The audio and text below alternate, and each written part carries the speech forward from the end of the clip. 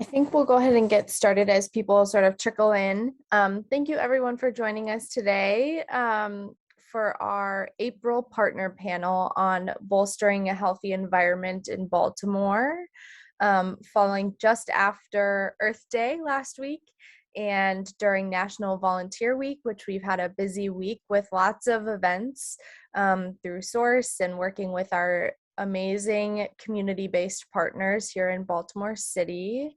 And great to hear from our students and all the wonderful work that is happening all around. So an exciting time. Before we jump in, we want to start with an acknowledgement of the indigenous peoples around us. So we respectfully acknowledge and give thanks to the Piscataway tribe, including the Piscataway Conoy tribe of Maryland, as well as the Cedarville Band of Piscataway, who are the indigenous people and the traditional owners of the land of the Chesapeake Bay region. We also acknowledge all indigenous people, the traditional owners of the lands and waters of the United States of America. And we also acknowledge the impact that racist, systemic oppression, including the practices of redlining, that these things have on the lives of Black and Brown folks in Baltimore and well beyond here as well. A note about Source for anyone who is not aware.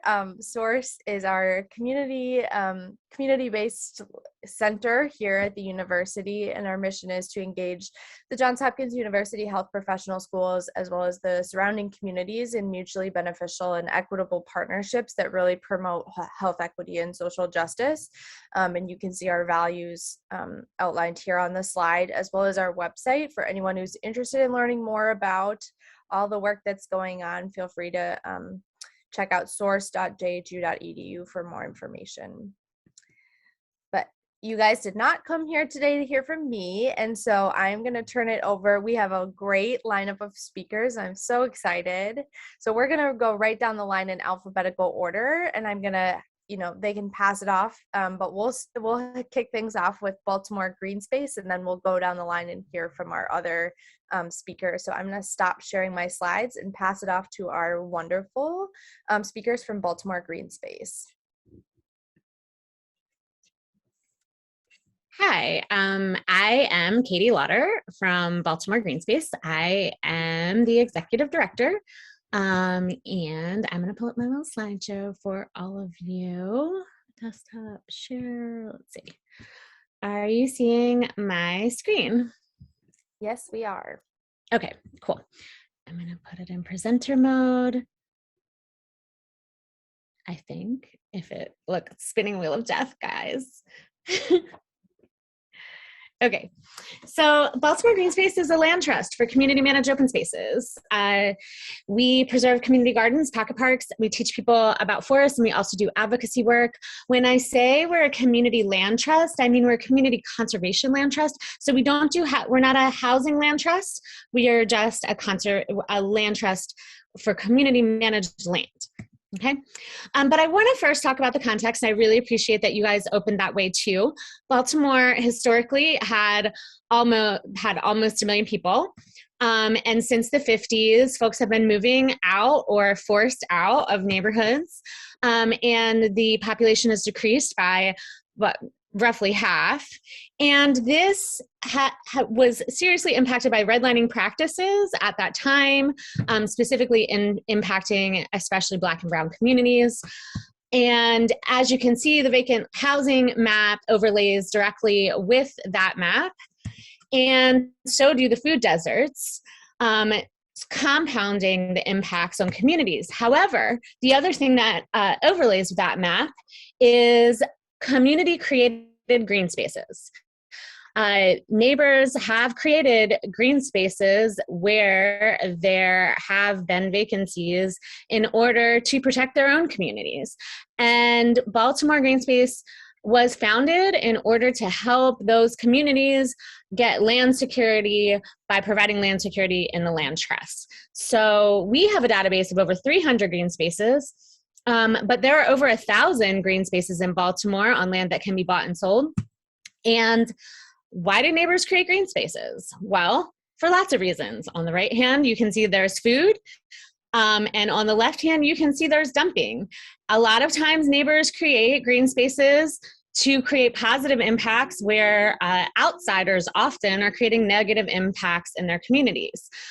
So what used to be, this whole entire space used to be a dumping ground, and now it's a half-acre food garden. We protect a food garden, horseshoe pit. So Baltimore Greenspace protects 16 total spaces, so 8 food gardens, 5 pocket parks, 2 forest patches, and a horseshoe pit. And I'm just going to fly through them, or some of them. Upper Fells Point is the only unpaved surface in Upper Fells. This is 500 North Duncan Street, Mount Clair Community Garden. The other thing we do is we help to develop policy where we see there's a gap in policy protecting communities, or if communities bring to us a policy they think that that Baltimore should have. So the policy for protecting green spaces in a qualified land trust was created with Baltimore City by Baltimore Greenspace. And so that's this policy here. We also at other points worked with the city to administer the irrigation fund that helped green spaces get water access. And twice a year, we provide the city with a list of active green spaces that have been active for 3 years or more to take them off the active for sale list. We call this the Quality Community Managed Open Space List. And that's a small measure of land security that, so it could still be sold, but it's not actively being marketed. The other thing we do, so this is our forest patch white paper but I'll tell you more about forest patches later. Ta-da, right now, look at that. Why did we get involved with forest patches? Because neighbors came to us and said, hey, can you protect our forest patch? Someone's gonna kind of clear the lands. Baltimore created this really awesome program called the Side Lot Program, where you can buy a lot next to your house for $500. I was gonna say $100, but it's not. It's $500. You can buy a lot next to your house and expand your house's property. And while this is largely a good policy because it gets vacant land off of the city's vacant land list, when it's a forest, it's not necessarily a good policy if they're planning to clear it. So this gentleman here, you see where their circle is, bought 2 lots behind his house and he was preparing to clear it. And the neighbor said, oh, is there anything we can do to stop it? Because he's going to break up our forest and we love our birds. And this is a historic Wilson Park. And Harry O. Wilson used to own this land. This is important to us. We looked into all the legislation, all the policy. There was nothing we could do to stop it. And hence he cleared his land. And it was a big loss for the community. As you can see, the topsoil is totally gone. And this area is like, 10 degrees hotter even on cold days. So that's when we learned that forest patches were not well protected in the city, especially small ones. And we started looking at the holes in legislation or ways that Baltimore could change some things to better protect this natural resource for communities. And we did an analysis of how many of these patches there were. So 20% of Baltimore's tree canopy is in forest patches outside of parks, actually more than 20%, on land that can be bought and sold. Ta-da! And some of them look like this. Super healthy, beautiful. This forest has pink lady slipper orchids on the floor every spring. And some of them look like this. Yikes, invaded.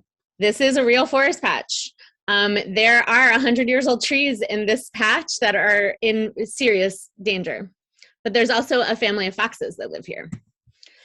So there are over 1,000 forest patches. We did 110 on-the-ground surveys in partnership with U.S. Forest Service and UMBC and communities. And we learned that 32% of Baltimore's forest patches have a water feature.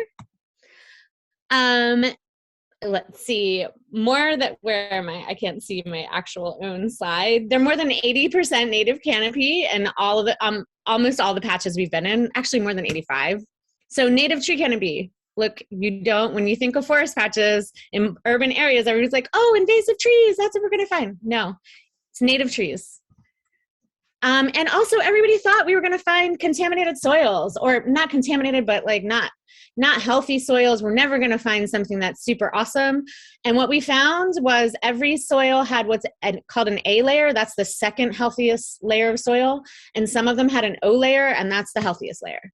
So I am very close to the end of my time. So I'm going to fly through some of these and just let you read them.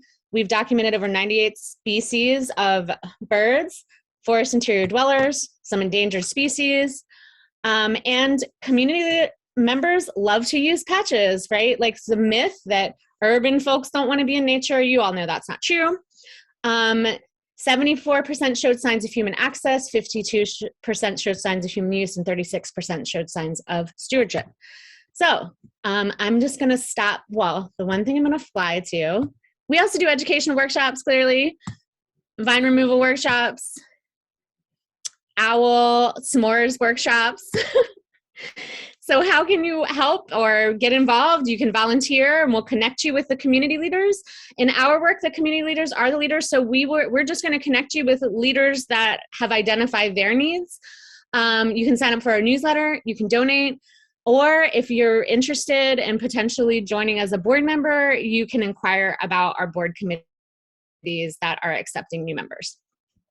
That's it. Ta-da. That is incredible.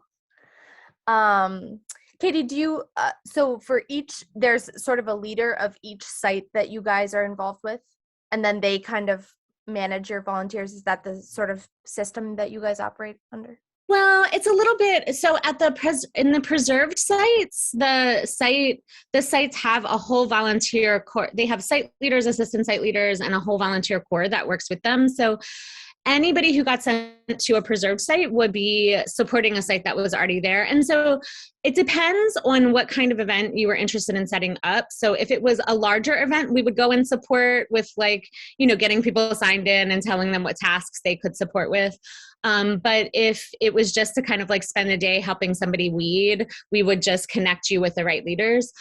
In the forest side of the work, it is a little different. We have some projects that we're working on that are larger scale to increase forest health with different neighborhoods, and that side of the work looks a little differently, and we often lead crews and villainous vines or plantings in various forests, but the site leaders are still there and involved. It's just that we are also more involved with helping to coordinate. Sure. Awesome. Thank you for clarifying that.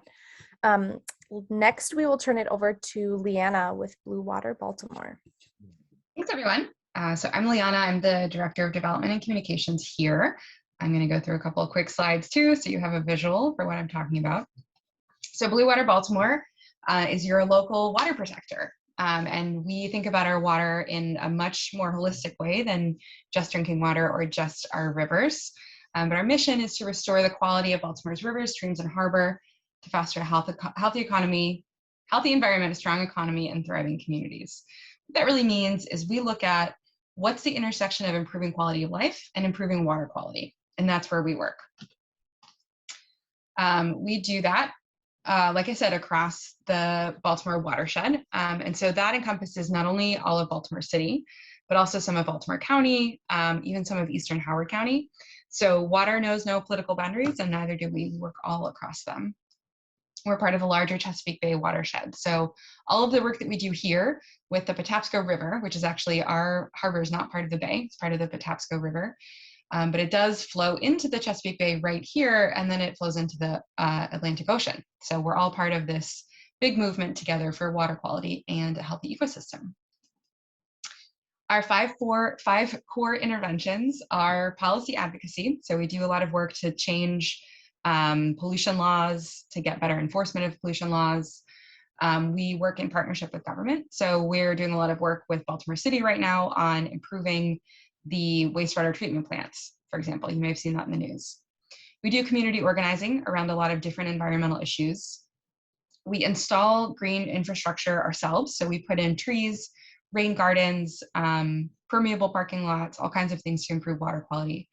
And then we have a team of scientists who do monitoring and investigation. So they monitor the water constantly to see what's in it, and then they investigate reports of suspected pollution and follow up. The four major things that we look at here are trash, stormwater, sewage, and industrial toxins. Those are like the four big categories of pollution that we work on. And we try to design interventions for each one of them. So we do that through community input and monitoring data, help us shape our programs to improve each of those four threats. One of the biggest things that we work on is stormwater runoff. So like Katie mentioned, that lot that got cleared was a lot hotter, and it wouldn't now show up as green or as gray or beige or tan on this map, where anything green is plants, right? It's either lawns or gardens or trees, and everything that's not pretty much is paved. And so if you think about, can you run faster in a forest or on a paved road? Water is the same. So anytime water falls on one of these gray or tan areas, it's going to pick up pollution. It's going to go right into the river. It could cause flooding and all kinds of other problems. And that's not getting better, right? This is a map of climate change's impact on rainfall. So you can see any area that is a dark blue or green has increasing rainfall with climate change. And that is our whole region is going to be wetter and wetter as our climate changes and hotter. This is a map of all of the sites that we monitor. So these are all areas that you can go online and see water quality live. We keep our data all online at baltimorewaterwatch.org. So some ways that you can help. You can report pollution. We have a pollution reporting hotline. There's also a form on our website where you can just geotag right where you are, where you suspect pollution. We also do trainings on how to spot pollution and how to scout streams for them. We call them outfall screening blitzes. So happy to join your club, your community association, your residence hall, anybody to train them on how to spot pollution. You can adopt a storm drain. So like I mentioned, any rain that falls on our streets or on pavement is going to run right into a storm drain. Best case scenario, it goes into the storm drain. And that is #NoFilter. It goes right into the river. So anything that goes into a storm drain is going to end up in the harbor and then the bay and then the ocean. And so by adopting a storm drain, you're not only keeping it clear to prevent flooding, you're also providing some visual inspiration for people to keep those storm drains free of everything except rainwater. You can speak up with us. So we do a lot of, like I said, political organizing. As a nonprofit, we are limited in what we can do, but we do support specific pieces of legislation. And we have also done things like in the left, you can see we've advocated for the city to take responsibility when sewage backs up into people's homes, which happens thousands of times a year due to city infrastructure. We have gotten styrofoam and plastic bags banned in Baltimore City and foam at the state level as well. So there's lots of ways to get involved if you're interested in making big systemic change, which is really what we focus on. Or you can just volunteer in person. So our two major ways to volunteer are with helping us plant trees and cleaning up trash. Any volunteer opportunity we have, any public event we have is going to be on our website with an online sign-up form. So you don't have to talk to anyone on the phone. You just sign up online and show up. You don't need to have any experience, any skills, any tools. Everything that we do is very straightforward and very simple, and it's generally in 3-hour chunks. So you can check our website for ways to volunteer, or you can do your own cleanup. We have a form, so we have a map of suggested cleanup sites. So these are places that often need a lot of help with trash cleanup. And we have a form that you can fill out to submit your results so that we can help track across the region who is cleaning up trash and where. That's it. I am gonna stop sharing. Awesome. Thank you so much for sharing that. I know I've seen a lot of folks around doing cleanups, especially around Earth Day, but Yeah, so cool to know that you have that survey so people can continue to do those any day of the year, not just around Earth Day. All right, next we have city weeds. So we have Farmer Nell and Dr. Rika Wilson here with us. Good afternoon, everyone. How you doing? Will it allow me to share the screen? Can you all hear me? We can hear you. Okay. Yep. I'm attempting to share the screen, so give me 1 second. No worries.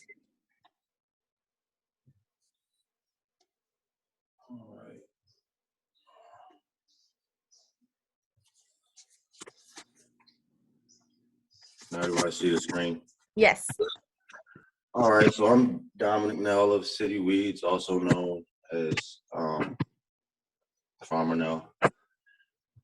And a little about me, I'm an influencer, agriculturalist, an educator. I'm currently teaching school at this moment as I'm on the Zoom. I teach high school agriculture at Independence High School in Hampden. And basically everything is revolving around the advocacy of food justice. And to further that, me becoming a social entrepreneur, outside of me being a videographer and a photographer, I recently opened up a brick and mortar called Be More Green, which is an extension of my youth program. And with the partnership of Brown Girl Wellness, we've been able to do a lot of community outreach. I do consistent produce giveaways weekly at the tune of around 4,000 to 5,000 pounds a week. We give away in fresh produce throughout the inner city of Baltimore.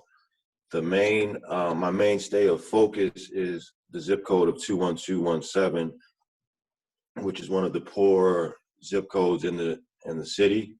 And I've also done a lot of work in the zip code of 21223, which is in fact the poorest zip code in the state of Maryland.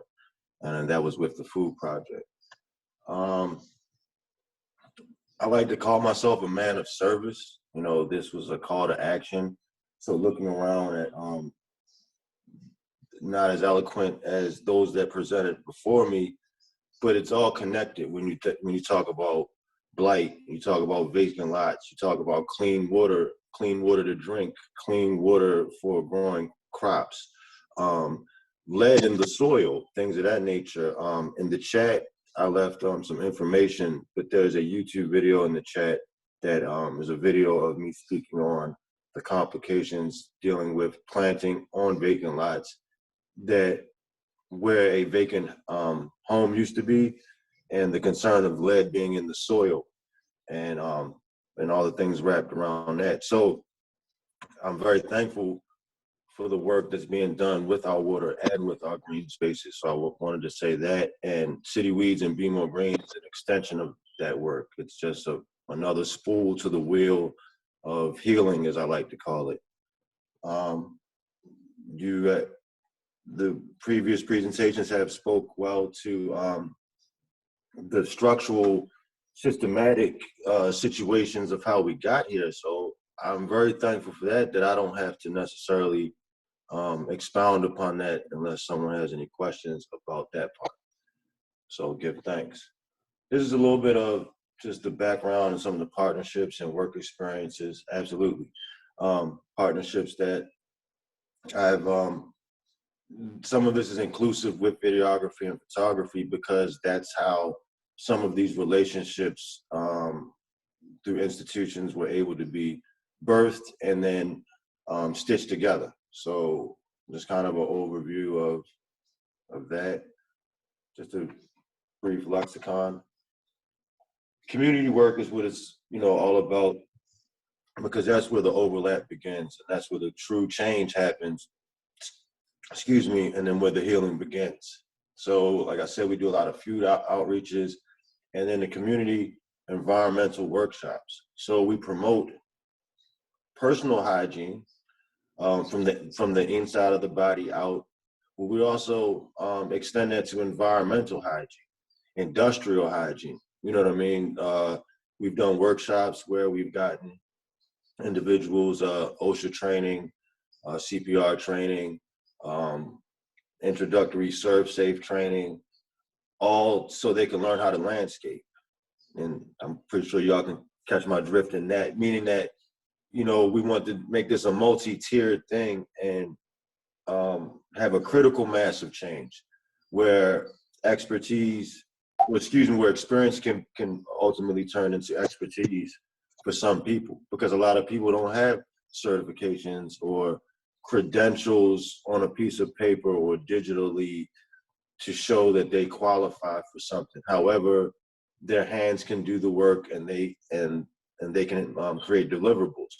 So in this community work, it's not just about the farming part of It's also about community development and workforce development, ultimately, teaching skill sets and know-hows that people can utilize and capitalize off of it. That's this guy that they call Farmer Nell.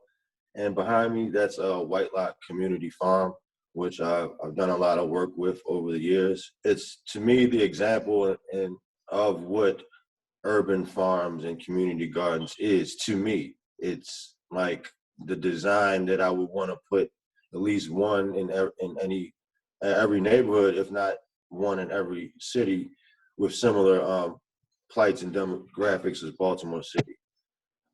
So at White Lock, I've done a lot of work in the previous years, and as of lately, I do a lot of seed donating and partnering them with events and making sure, since Farmer Nell is technically still the farmless farmer as far as like total ownership, I like shedding the light on people and organizations that are already doing the work. And so just to bring context to that, so White Lock Community Farm is not my farm at all. It's the White Lock's community farm, just for context. This is Be More Clean at Be More Green is one of our hashtags. And as you see, we're teaching hygiene to the youth in the environmental sense. So we have vacant lots behind our building, and we have trash competitions so you can fill up the most trash bags, and we have incentives for, you know, which group fills up the most trash bags.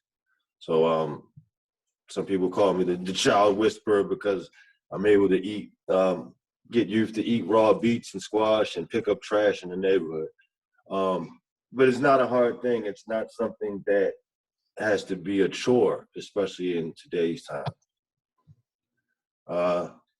This is also you know, them taking pictures, proud that they picked up the trash. And so these are all documented, not necessarily to say, hey, look, this is what we're doing. It's almost for me to reflect back and to say, hey, wow, I actually got kids to pick up trash, you know, so it still amazes me, even though it's the modality, it's the design, it's the mission, the fact that it's happening still amazes me at times. This is also a form of indoor farming.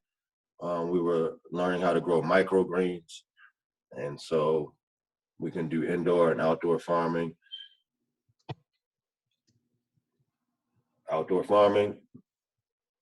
This was when Be More Green first started, which was in 2016, and we were at Robert Coleman Elementary in the after-school program. We were a part of the Holistic Life Foundation's programming, and this was the inception of Be More Green, the program.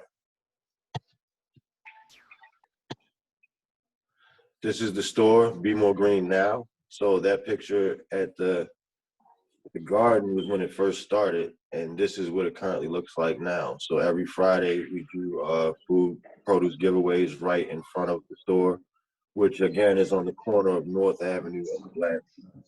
And for people who are familiar with that area, it's very much a food desert. Good morning. Thank you for calling St. Landing at Uniondale. Hello?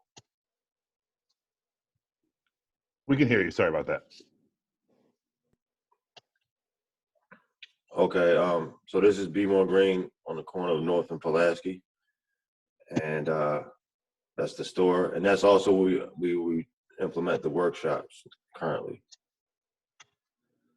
As I mentioned earlier, we want to promote skill sets all across the board, like takeaways, so people actually have know-how for themselves and for their family. And if they actually become good at a certain particular skill set or information, then showing them ways that they can use that to capitalize off of it as a job and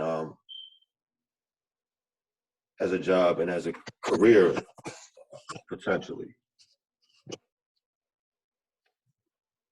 And so for me, these are the things that I would say are some of my skills. So skill A is I'm a community strategist. First, I'm going to think I'm going to find out the void, or when people speak in terms of reparations, what needs to be repaired. So if something needs to be repaired, we have to assess what's damaged. Then skill B, as quiet as I can be, publicly, I can speak.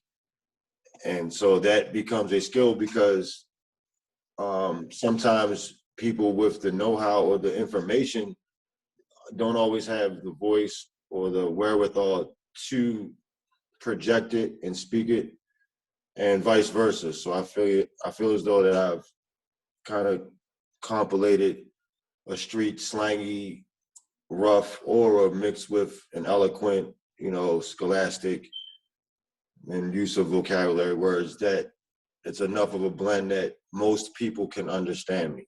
And so I put myself in a midpoint, almost like a median in the middle of the road. I'm not north or south or left or right. I'm just there.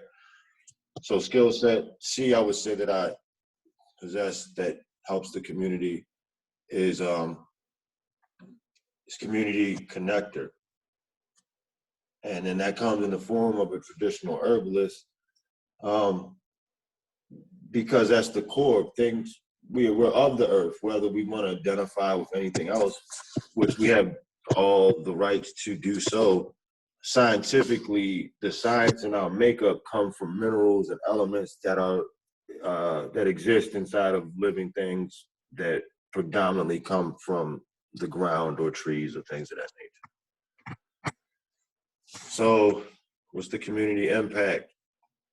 The community impact is meetings like this and connecting the dots. And so I'm asking that question as I'm looking at it. I'm asking myself, how am I impacting the community? In order for me to answer and present it to you, I have to look back and see what the impact really is. And I will say honestly, in true transparency, when I drive through Baltimore up and down North Avenue, other than what you look at is going on North and Pulaski, where the store is located, I don't see as much change at the capacity that I would like to. I don't see it at a critical mass from an impact standpoint. So that just makes me work harder. It doesn't discourage me. However, I do ask myself when I put community impact here, there's a question mark to me, like, is it having an impact? And people looking from the outside in, I modestly can accept the cheering me on and the things of that nature, or cheering the mission on and or whatever the case may be. But the way that it feels, it doesn't always feel as good as it looks on social media. Mind you, I'm a photographer and a videographer. Mind you, I actually really do the work. So the pictures are real. It really it's not just like, oh, wow, that looks like something good in the neighborhood. I would say that it is planting seeds. However, I have not seen the full fruition of the impact for the neighborhood. I've seen my business grow from a seed and just, doing pop-ups with gardens into now to having a brick and mortar. However, I would still question whether that has an impact in Baltimore or not. I'm not the one to necessarily administer that answer.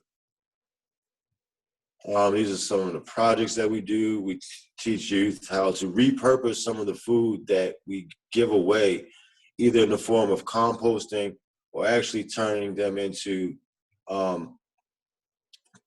juices, teaching them how to make pickles, things of that nature. They become really good at it, showing them they can sell it right out of my store. So giving them a point of sale. So the workshop could lead to a point of sales immediately. And so that's the design. The design is that it's a youth workshop first. It's community outreach second. It's collective economics third. And lastly, it's a store that sells products. You know what I'm saying? So that's the design of it. It's not built to, the first thing it's going to do is capitalize. It's built to give back in 3 ways before it makes money. And from the flip side of things, we can guarantee that every dollar invested or spent in this establishment will equal a $7 return on impact. Now, that's from me just speaking on impact. It might sound contradictory, but when I'm speaking of impact per person, there's a certain number of collective people that I think that it requires to be critical mass in order for something to say that has impact. And so I don't think that I've reached that critical mass number yet to say collectively that it has one, but I can say that we have impacted some families. That's what I can say. And I know you guys probably tired of hearing my monotone voice. So this is the last slide, and this is the information of where you can connect with Be More Green, City Weeds, Farmer Nell. This is my email address, as well as the City Weeds site and the site for Be More Green subscriptions and donations and products and things of that nature. Thank you guys for listening to me. And if there's any questions, I'm open. Thank you so much, Farmer Nell. Always a pleasure to get to hear about all the wonderful work that you're doing in the city, and Baltimore City is really lucky to have you here, that's for sure. Next, we'll have Steph with the Energy Justice Network. Hey everyone, thanks for having me. Excellent presentation so far. Wow, Farmer Nell, it's so good to hear. And recently I've been working with the Baltimore Greenspace folks, collaborating on a project. They've been helping me work on a project of mine. So I'll tell you what we do at Energy Justice Network, and I'm not sharing any slides, just wanted to briefly discuss. So Energy Justice Network is a grassroots energy agenda that supports nationally communities that are threatened by polluting energy and waste technologies. So I think everyone's pretty well aware with our local incinerator, that big sign, disguised as a welcome sign that says Baltimore, that smokestack when you enter downtown from the highways. So we've been working on that for years to shut down the incinerator. And so we do take direction from our grassroots base and the principles of environmental justice. And we advocate for that clean energy, zero emission, zero waste future for all. So that's the national. And then locally, I live here in Baltimore, I work here in Baltimore, and the Cleaner Baltimore Coalition is our local organizing group. And the mission with Cleaner Baltimore Coalition is to, it's a movement to replace waste incineration with zero waste jobs.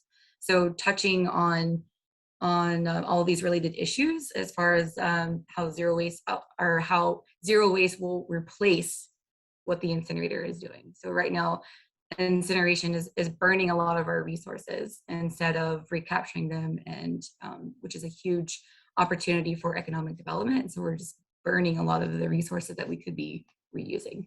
So our top priority is closing down the city's #1 air polluter, Wheelabrator. And if we're ending incineration, we advocate for those zero waste policies to replace our reliance on incineration. So zero waste looks like a lot of many different solutions.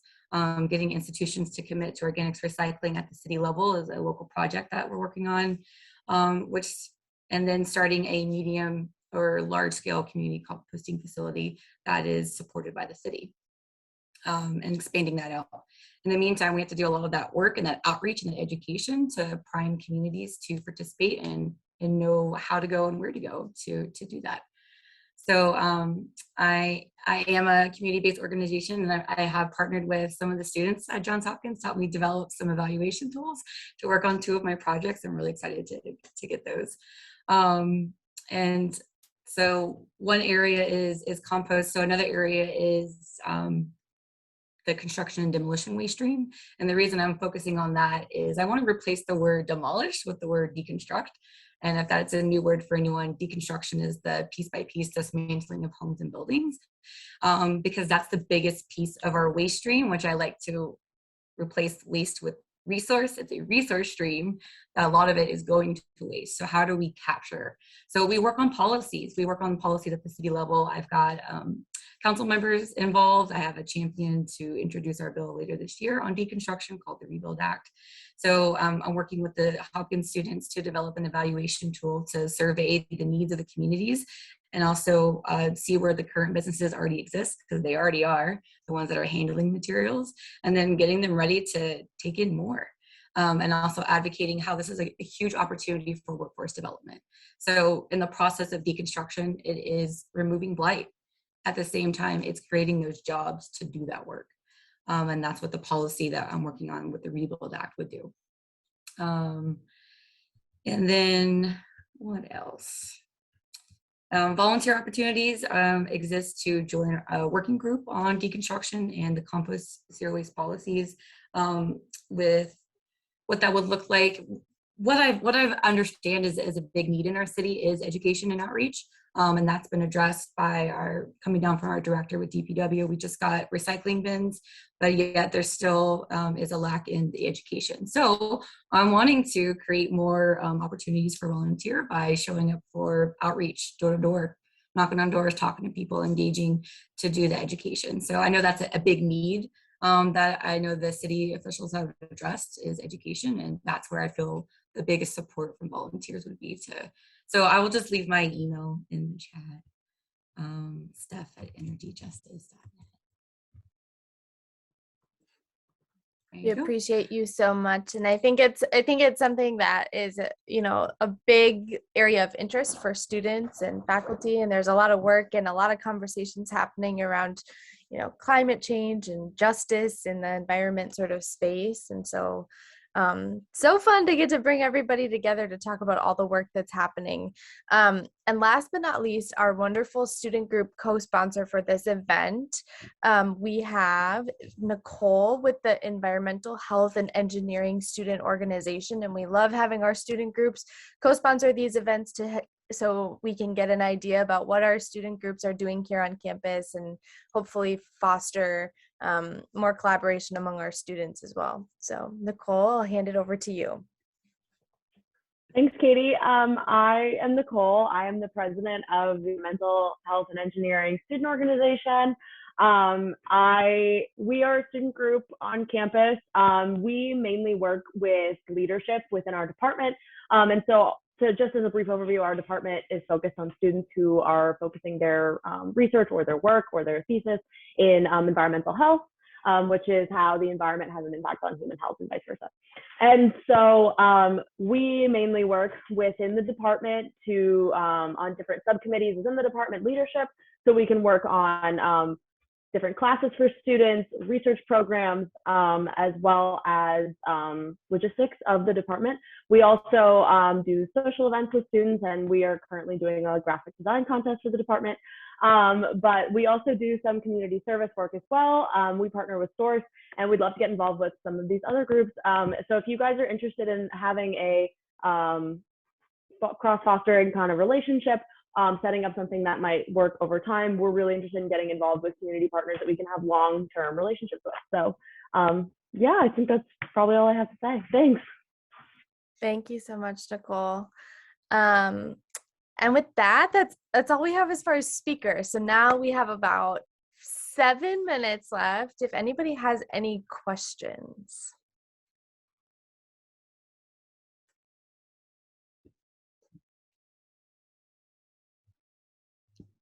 Phil, kick us off. Sure. Hi, everyone. Thank you so much for these great presentations. Some of you touched on this already, but I was wondering if you could talk a little bit about partnering with universities and how you've done that or desire to do that. Just ways that you might work with students or faculty or student groups like Nicole was talking about. Just what are your aspirations in that area? Or what are you doing? Are you asking one specifically, or were you asking any of us? Any of you. Thank you. Oh, you can go. Yeah. How you doing? So this is Farmer now, City Weeds. So if I understand correctly, how do we connect with students and universities in short? So currently we do internships at Be More Green. So we currently, I believe, and Dr. Rika Wilson can expound upon that. We have close to maybe 20 interns right now, and between Micah, Johns Hopkins, and Morgan University and Coppin University. So directly coming to the store, there's a multitude of things that can be done, from store-related events, environment-related events, dealing directly with youth, dealing directly with community outreach, dealing directly with food, dealing directly with, you know, the science end of things, or just strategic community planning. So we're overall open to any of that. You know, I'll let Dr. Wilson, you know, add on to that if she sees fit. Absolutely. Thank you so much for asking. So we do offer a variety of internship and volunteer opportunities and also service learning. So if you would like to get in contact with us, feel free to send a message to cityweedsbaltimore.com, and the email address is in the chat, and we will be happy to work with you in whatever area you're interested in, whether it's environmental justice, food justice, or both. Thank you so much.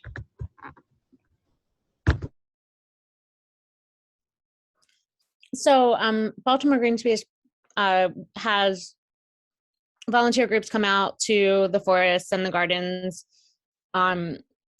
depending on, well, it's, you know, we do a multitude of different things. So sometimes we get a request for, like, we've got 20 students, they want to do a thing. And then we put a call out to our network that says, hey, do any of you have a volunteer project that has a need for 20 students? Or sometimes we know exactly what projects are already in play, and we can say, automatically we can send you over here.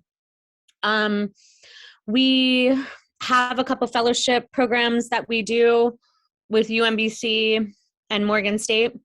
We're doing those, mostly focus on the forest side of the work. Sometimes we often host, if a student has a scientific ecological interest that communities might be interested in, we work to facilitate getting them connected with community leaders that might want to work with them. So, you know, sometimes we work with master students that are studying pollinators, and we connect them with community leaders that will work with them and let them come into their garden and things like that. Right now, we're not doing any, except for the summer fellowship, we're not doing any in-office internships.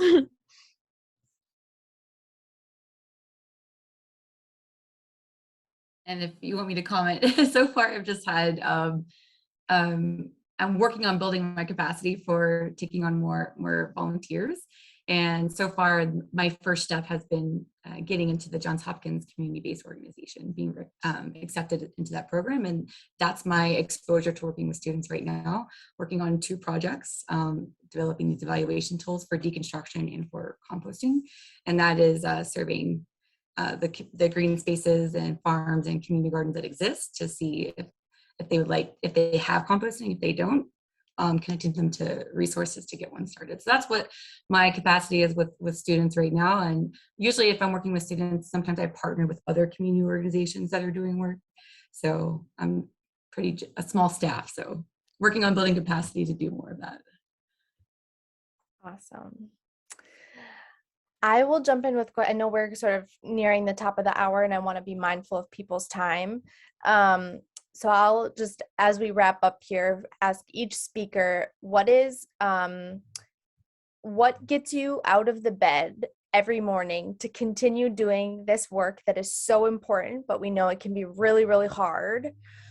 So that's one part. And the second part, any words of wisdom or advice for students who are interested in tapping into this type of work as they move on from the university into the adult job world?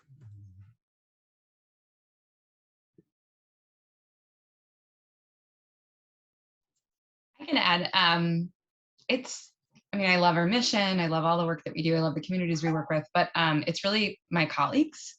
And I think you'll find that working in a mission-driven organization, the nonprofit industrial complex has many issues, especially for white folks.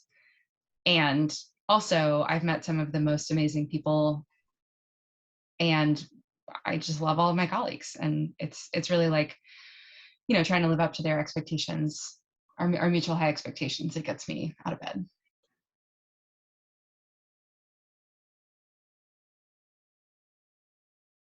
I'll go next. What gets me up every day is amount of work there is to do. There's so much to do and not enough time to do it. So that's what keeps me going, is there's just a lot of work to do. And advice for connecting with groups: find the group that you like and show up. And there's lots there's lots of organizations to support.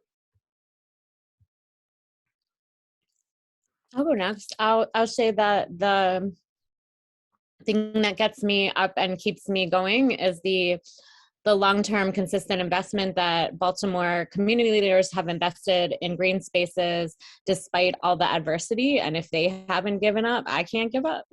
So, and then I would say my advice to you is to really volunteer at a place that shares your values, and to ask hard questions to be sure that the place you're volunteering shares your values.